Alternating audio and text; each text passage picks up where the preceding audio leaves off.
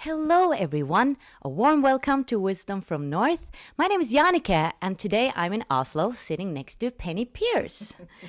Penney is a best-selling author of numerous books including The Intuitive Way, Frequencies and The Leap of Perception.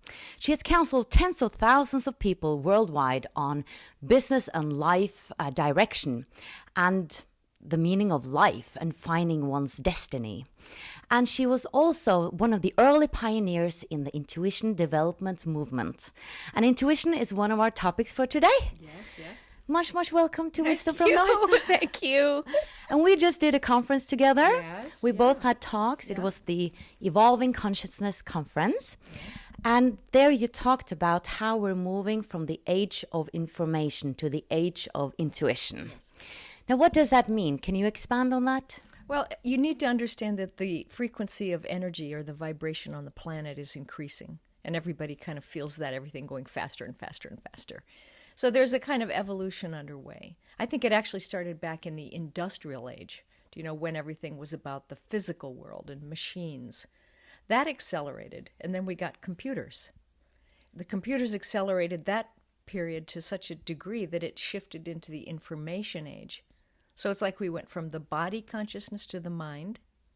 And now that's accelerating because we got faster computers and then we got the internet. So there's so much data now we can hardly process it, right? And we're still trying to process it with old perception. That's what I call it.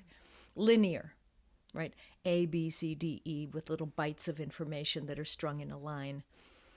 And it's just too much information to do it. So we're reaching this turning point now, or a shifting point, where I think we're just going to, leap into hyperspace or something, because we're going to go into the intuition age, which is more based on spirit and energy. So we've gone body, mind, and spirit.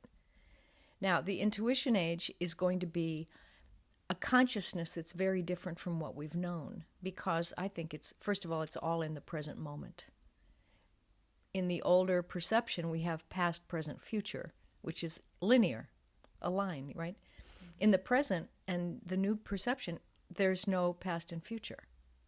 Those things are inside the present moment as frequencies of the present moment. They're just different variations of the present moment, but they're all available now. So you don't project yourself away from the present along a line. You see, it'll be very different. So I've been fascinated with this transformation process and written a lot of books about it and how to use intuition, which is one of the key things for entering this new time period. Yes, because you're talking about that it's crucial that we use our intuition and that it is actually a survival skill that we need to cultivate. That's right. So it seems that it's very important. Yes. The key will be shifting out of the left brain or left brain dominance into an ability to work in the right brain, which, left brain has language, it's analytical, it compartmentalizes knowledge into meanings, and it kind of codifies things, and it's very easy to lock it all down and have belief systems and right and wrong and control and all of that. And our society is based on that, especially Western society. But as you go to the right brain, there's no language. You drop into a kind of direct connection or direct immersion into the moment, and you're only in the present moment. It's all present moment. And when you have that direct immersion, there are no boundaries between things. You just are totally connected to everything through what physics would call the unified field. So that becomes your body, the whole unified field, and that becomes your present moment. Really, you have no line that says, where do you end? It's all there to be accessed and used if you want to. Any possible reality is there. It's in physics, they call that the many worlds theory. As soon as you leave this focus and go out, everything's possible. You can pick one, come back in and have that one, or let go, go back out, get another one, come back in and have that one. So things are not forward moving anymore, right? But that sounds so wonderful, but I'm not perceiving that in a way. I feel still that I'm physical, that I only have Jannike with my brain or mind that's going like this. Yes. Yes. So intuition development is very key. And in when you work with your intuition, if you notice, you are always in the present moment, and you have to be in the body. You don't get intuition if you're projected into the future or the past or into someone else's reality. You have to be centered right here. I call it on the crosshairs of time and space, right here. And get quiet, stop the internal dialogue.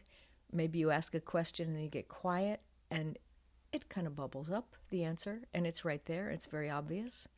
As a voice or as a feeling? Sometimes it's a voice, sometimes it's a vision, sometimes a vibration, sometimes it comes through your senses. Now, for me, as I've evolved, I get huge patterns of knowledge, kind of like impression on my whole body. And then somehow that translates into some kind of left brain knowing. So the left brain is important, but it's not the boss. Right. So let's talk more about intuition. What is it really? I mean, is it guides that are talking to us, like spiritual guides, or is it our higher self or our soul, or is it also or just the accumulation of previous experiences? I think that when you go into that intuitive state, you have access to anything and everything. And how it's delivered is largely based on what your bias is about how you think it should be delivered. If you think you have to have a person or a guide give it to you, then you'll have a guide give it to you. If you think that your own self is connected in some sort of I always think of it kind of like a cone that goes out, and there are, in me, lots of beings. I have a soul group, I have a council, I have all kinds of beings that help me. So mine filters through my own energy, but it comes from the collective consciousness. I don't have a sense of it being separate beings. I'm sure they're there, but it comes in really as a download. So it could be anything that you think, and it could be the collective from the past. It could be from the future. It could be everyone's collective past lives together. It's a huge body of knowledge there that we can have access to. But it's something that knows your best, that what is best for you. Yes, if you let it filter through your own higher self, I call it your home frequency. In frequency, it's like when you feel your very best and you feel like full of yourself, like a little child, then that allows the soul, which that is the soul's vibration, I think, to come through. And then you get accurate information, guidance. Your destiny starts to happen faster. If you go into lower energy states like depression or anger or worry, you block the flow of that frequency. So the frequency of the soul is a kind of knowledge, right? Every frequency has a particular kind of knowledge associated with it. So if you're at a low vibration, you're going to get depression, or each frequency corresponds with different states of being, right? And then that corresponds with different kinds of information and ways of thinking. And then that way of thinking and feeling creates your reality. It matches the vibration that you're holding and radiating.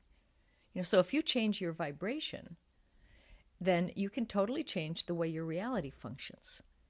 And that's what my book Frequency is about. It's all about how to do that and the skills that are necessary for that.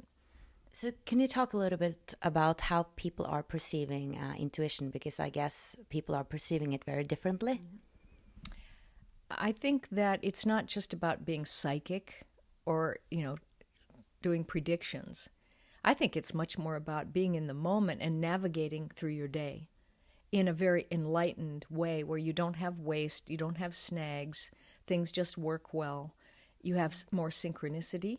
You have more a sense of the people that you need to work with just showing up.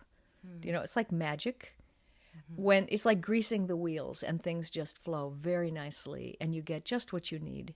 Because with intuition, I think you will know what you need to know just when you need to know it. Not too soon, not too late, because the universe is very efficient. It doesn't waste energy, So I think of intuition as the insights that you get about what to do, what do you already know about this person you're going to hire, and you have a bodily felt sense often of things. I think it starts in the body. Okay. It's often your body gets a first response like instinct where you might pull back and contract or relax and go forward. And you can tell the difference when something's a lie and when something's truth. People have signals in their body and they know that doesn't feel right. Or I got chills. People often say, oh, I know that's true. I got chills. So everyone has a different way of sensing, like let's say just truth and lies or safety and danger. And there, it's body. Often it's tightness in the solar plexus area for danger or inappropriateness. Okay, so that's a great way to start, just being aware of what's happening in your body. Yes, the subtle signals that you're getting about anything, even like what to eat for lunch. Do I want that or that? Oh, that's too heavy. No, I don't feel right. This feels good. But what about sugar? I mean, if you're addicted to sugar, then your body wants sugar, but it's not necessarily good for you. Right. I think that that you have to practice this sense of discrimination for a while to see, because we have habits, right? Addictions and habits, but they don't really make you feel better. They might temporarily keep you from having to feel something you're afraid to feel. Like, I think that like in America, they're having all these movies that are about violence and guns, and it's kind of like a distraction, like an adrenaline addiction from having to feel any kind of discomfort or abandonment or feelings of pain. So we'll just get a lot of adrenaline going and we don't have to think about it. So a lot of the addictions are for that reason. But once you see them, you can clear that, and then you can start making really good decisions about what keeps you open so that your home frequency will be there. You can choose your home frequency as your normal state. Yeah, can you expand on that? What is home frequency and how do we find it? If you think about how you have felt when you've had good luck or when you're really creative and things are sort of magical and easy flowing and you've lost track of time because you're so involved in something you love doing. There are many ways of tuning in on it, but it's your best state, your preferred state, the way you love to be when you're feeling good about yourself.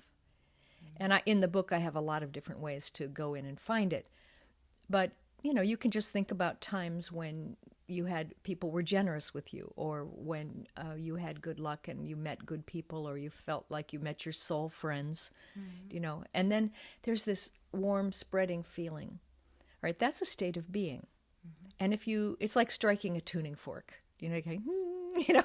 strike that note and put that vibration through your whole self and then out through the field around you, and then keep your attention on that. And when you get around someone who's low frequency, it's very common that I call it frequency matching. You will often unconsciously go down to their level. They'll make you feel bad. But you adapted yourself to that lower vibration, and then you feel funny. You say, well, I was just feeling good a half an hour ago. Yeah. And say, oh, wait a minute. Okay, I have my home. Okay, I'm going to come back into center, get back into my own vibration, and now I'm fine again. So we're doing that all the time during the day. It's like unlearning an old habit and relearning a new habit. You have to practice because you're going to get knocked off center constantly. And then you say, oh, okay, don't be mad at yourself. Just say, okay, get recentered again and give your body the signal that this is the way we're going to feel now, body. This is the new way. And it'll start lasting. Yeah, because you have to train it. And I guess the keys are awareness and practice in a way. That's right. Like you said, awareness. I always say that it's important to notice what you're noticing. Right. Throughout the day. It's a kind of mindfulness, but it's not just to be meditational, but it's to notice, oh, why did I see that white dog and the black crow? Or why did, I make this mistake and whatever. And So being curious actually about your very experiences. yes, and to look through the surface of things, because there's always an energy reality that's just behind the physical reality. And there's something happening first in the energy world that creates the physical world. So you can do what I call the practice of correlation, where you look at the event in the outer world, in the physical, and say, what's the matching thing in the inside? So it could be a belief. It could be a fear. It could be an expectation. But that's in the non-physical world of thought or emotion, or something in your energy body, that then created you noticing that thing in the outer world, or created an event happening that was parallel to the inner thing. And then you can notice if you have an inner thought, it'll probably materialize in the outer world very soon. And you can watch for that correlation. It's a way to entertain yourself, but also to see that, hey, I am in both worlds, working both of them back and forth, non-physical, physical, non-physical, physical. So can we always trust our intuition? And can we always control it if we train ourselves to it and become aware? I don't think you can control intuition, but you can enter the intuitive state when you want to. Okay. You know how to do that. That's what you can control. You can control the questions you ask, or the way you ask questions, which often they need to be specific to get specific information back. If you say, what about my mother? You go, well, what? It's hard to read into that. But if you say, my mother's very bossy, how can I help her be more relaxed? Okay, then you'll get specific information. So you can control how you enter and use intuition, but the answers that come just come. That they're whatever they're going to be, and you need to enjoy surprise in order to work well with it. Right. So what about if you're dating and you want to find the love of your life, and you meet so many different partners or people, and your body is saying one thing to you, your family is saying one thing to you, and in the back of your head, and your friends, and then your heart, and then your mind is saying no or yes. How to differentiate between all these feelings, or to know what really is intuition in all of these different voices? I think to know what's accurate for you, it's in the moment, and it feels like deep comfort. Okay. Not superficial, because you could tell a lie and have superficial comfort for just a few minutes, but then it would get worse, later. So to tell the truth and be honest and have deep comfort, it has to be on your frequency. It has to be on your wavelength. And you'll know those people because you'll feel really immediately comfortable. You'll have a good time. You'll feel like you can be yourself, like they're not judging you. Often what you'll find is when you're around people who are very judgmental, you'll start judging yourself, even if they don't say anything, because you read them. Yeah, that's true. And you feel self-conscious. With people who don't judge you, you feel like, hey, I can, like a little kid, I can play, and they don't care. They're going to like me no matter what I do. Yeah. So I would say read the feeling state of how your energies match and what it brings out of you. If you feel anxious or a little scared, that's the first sign your body's telling you that they're not really trustworthy. So I don't think all the other people's ideas, you can forget about that, because your body will tell you right away. So is this something that you have developed through the years, or have you always been an intuitive? No, I really did develop it. As a child, I didn't have any special anything, just ran around and played like a child, But I was always interested in art, and I had a career in art and design for quite a while. Then I guess it was just the right year. I found classes that were about clairvoyance development. I didn't know you could study it. But I was in California, and it was just starting. All this consciousness stuff was happening, and I said, oh, that sounds good. I think I'll try that. And then I went, and I was good at it because I was very visual, and I would get symbols and pictures. So I studied, and then once I started that, it was like there was nothing else in the world that was interesting that much. I wanted to know the deep connection to how things worked under the surface of things. And so it just got more and more and more and more and more. So, and it still does. It just keeps growing. So how do your intuition work today? During the day, I do that thing of noticing what I'm noticing. And I'll get a little contraction. Oh, do that phone call right now. Or just little things like that, how to navigate. And then I don't worry about things until I get the feeling or the thought reminds me, time to leave the house, go now. So those kinds of things, very simple. I get a lot in dreams. I get I don't really meditate, I think, like some people do, but I go in and I do writing. And I ask questions and I look at issues and I often do direct writing where I'm not trying to think of it, but the words start coming and I'll write and it'll just talk like it's another voice talking to me and telling me this, blah, blah, blah, blah, blah. And I'll write all kinds of things. So a lot of my teachings have come that way. And when I write my books, they come that way. So you challenge a few myths about, for example, that women aren't more intuitive than men. Right. Is that a fact? Yeah, I think men and women are equally intuitive, but we have our brains set up differently. So women have more connecting fibers between the left and right side. Oh. So they use both sides of their brain at the same time. That makes it more difficult to separate from the outer world. Everything with women is very interconnected, all the time, moving constantly. With men, there are fewer connecting fibers, so they can compartmentalize left brain or right brain back and forth, one at a time. So, but they have to almost intentionally shift into intuition, and then they're fine, very intuitive. But a lot of times they're more programmed to be in the left brain, with analytical work, and, they can shut the door on the house and leave for work, and the dishes are in the sink, and they don't notice it. But women say, "Oh, the dishes are in the sink," You can't shut that out. It's all part of your body, So, yeah, I think that our abilities are about equal. Right. So we all have intuition, right? Oh, yeah. I think it's the most natural kind of perception.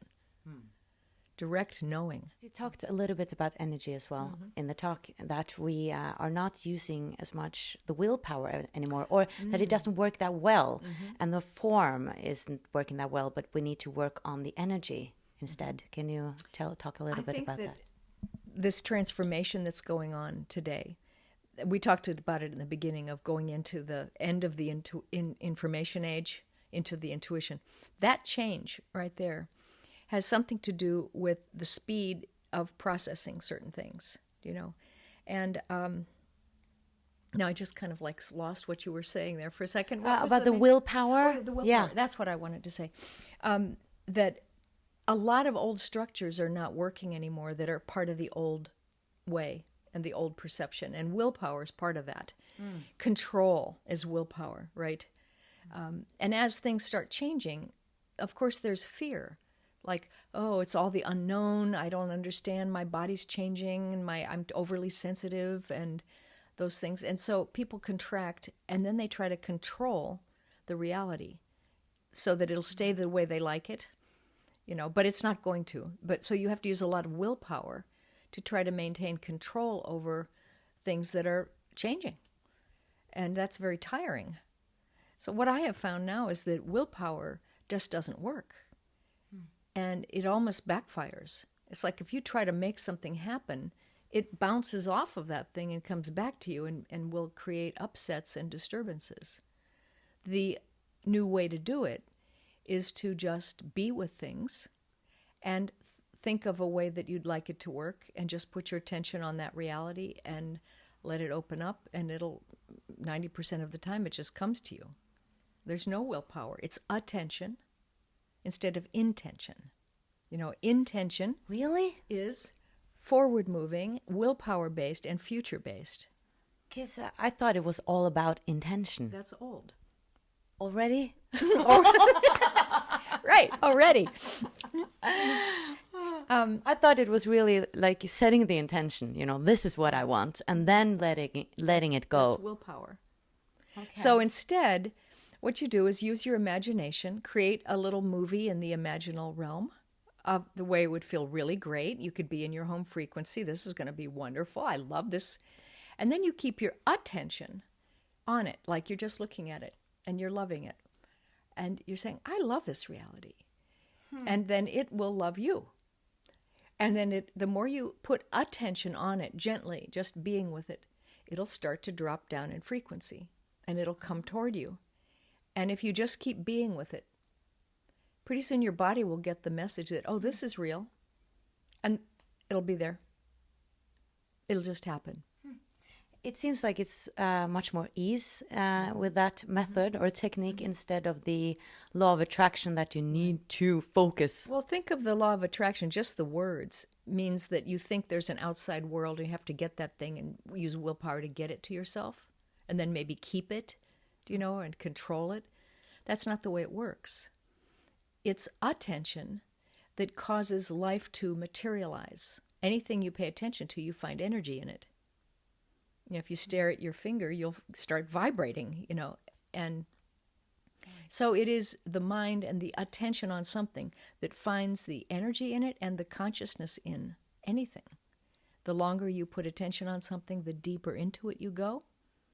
I call that feeling into things, and you can become one with things that you pay attention to. If you stay with it long enough, you'll merge right into, like here, look, here's an apple. So if I look at this apple, I'll feel it and then I'll go into it and eventually I'll feel what it's like to be an apple and how its process worked to become ripe and how it came here to be here and everything. I'll know it because I am the apple, And that's the same with people, and kind of the way I do readings. It's like I merge in and become one with the person's energy body. Then that feels like me and then I can talk about it. Then I separate back. Come back into my own and leave the information out there. So, but I think that'll be a new skill, actually, that people are going to do very commonly. Is it also similar to kind of live as if you want a job, for instance, kind of imagine that you already have it? Yes. Mm-hmm. Yes. That's the imagining of the reality. And then feel good about it. Right? Put the good feelings on it because then the body will be happy. The body is the one who attracts it all. It's almost like you're moving it down from the abstract level in the upper brain down through the middle part of the brain, which has the senses. So you visualize it, you smell it, you hear it, you feel the tactile quality of it, you bring it all the way down. And then your reptile brain, back here, the animal, the really primitive brain, that's all about attraction and repulsion or fight or flight. It often has, if it gets excited and wants something, it gets motivated. And so if you have a nice positive vision that's coming in and it hits the reptile brain, it'll do it right away. And that's about, some people call it materializing now. I like that better than manifesting because you're actually bringing things into the world in a material way, or you're dematerializing things by taking attention out of them. So we're really creating a lot ourselves. But do you believe, I'm very curious about this, do you believe that we have some sort of a destiny at the same time, a sort of a blueprint that's there, that you're supposed to do this work? It's not only you creating it here and now, free will, but you were meant to do this in a way. But I think we choose our destiny in a way because it's what we love. And so when it comes, when you get your destiny, it's the thing that I get to do that? That's my favorite thing. Because it's what you're built for, your natural self. And it's not that you have to do it. It's no supposed to. It's more like this is your natural self-expression. Just get everything else out of the way and it's yours, And then when you do your best and do something you love and you do it well, then other people get the benefit of that. Then they can get what they need to do their job really well. And it starts, moving around and we have mutual support. Yeah, because I really think that everyone has a purpose, that everyone has something that they're good at, and that's where we should put the focus, because that will help other people as well. And I guess it has to do with coming back to that home frequency in order to find your destiny. That's it. The home frequency allows it to be revealed very easily, very easily. And you find you have a new set of criteria in life about how to make decisions. And does this let me stay in my home frequency? Does this let me stay aligned with my guidance, my soul, and love, and keep my heart open? And does it help other people win as well as me? Win-win, you know. And not just should I get enough to survive. Because, I don't know, I think the more you open up into this new consciousness, you don't realize that there's a kind of a finality about death. You don't think that. It's like we're just eternal beings, and here we are, and we come and go. We're already blinking in and out all the time while we're alive, you know. Here, then in the non-physical world, then we come back, and, you know, probably most of us is already in the non-physical world, and we're just like icebergs, you know, coming down with a little bit of us here in the physical, you know. But I think fear will dissipate a lot, especially fear of death, which is so huge, you know, and that people, when you have no fear of death, then you can live much better, you know, fuller. Yeah. Well, there's so many things that are going to change. That's kind of what I'm talking about in Leap of Perception, which will be out, I think, in Norwegian pretty soon. But it is, what is the new consciousness like, and how do you change from the old to the new? And what are I call it attention skills that we're going to be learning and get good at, you know, like working with the collective consciousness. That's huge. It's already starting, you know, with crowdsourcing and the internet and things like that. So many things to look forward to. Yes. Yeah. And if we can just understand the transformation process, and there are steps to it, then, you know, okay, I'm actually doing something. This is happening. And then you can navigate that, you know, without many snags or problems. And I think that's good, because then we'll get more people in the positive side of it, and then they can help the others, you know. Thank you so much, Penny. Welcome. That went fast. That was fun. Yeah. Is there anything you want to say in the end? Oh, I'm so positive about what's coming. And I know it's difficult for a lot of people, but it doesn't have to be. You know, I think some of the steps to getting through these changes are actually very easy. So that's why I wrote the books, because they're like guidebooks. Just put it in shorthand so that people can understand what to do. You know, and actually I want people to experience, not just have head knowledge, you know. And you guys can get Penny's books on my site, actually. Yes? Yeah, okay, good. And are you writing on a new book now, or? I'm thinking about what things I want to do next, yeah. I might do something on numerology, and I might do something on reincarnation. I'm not sure. There's a couple of interesting ideas. Yeah. Well, I hope you enjoy Norway. It's a beautiful weather outside. Beautiful. And good luck with your work. Thank you. Thank you so much for watching, guys. Much light from Oslo. Bye-bye.